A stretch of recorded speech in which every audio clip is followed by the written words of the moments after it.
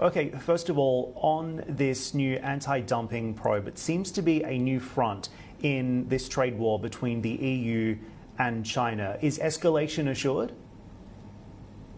I think it's highly likely. I think the Europeans tried to structure this so that there would be an opportunity for what they're calling negotiation.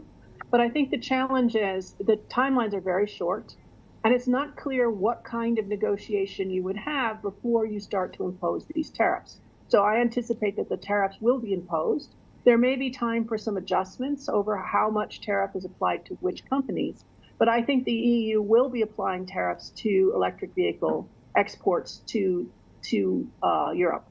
Then the question is, what will the Chinese do in response? And so I think we are entering a very interesting and challenging phase of application of tariffs, retaliation, potential counter-retaliation. It's really quite a different world.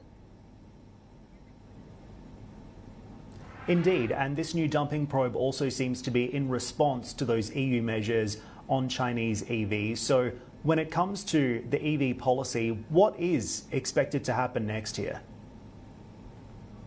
Well, I think what the European Union is trying to do is slow the pressure on their domestic market from imported Chinese EVs. And officially, it's to give more time and opportunity for vehicles to be manufactured within the European Union.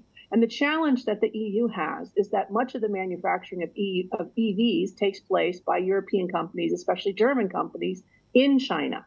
And so you're trying to get a reshuffling of a very important sector within the European Union in a very short amount of time. And I think it's why the Germans in particular have dispatched high-level delegations to China to try to cool the temperature, because they don't want to find themselves caught in both markets, in the EU, but also within China, so that neither their traditional vehicles nor their electric vehicles are selling in some of the most important markets for them globally.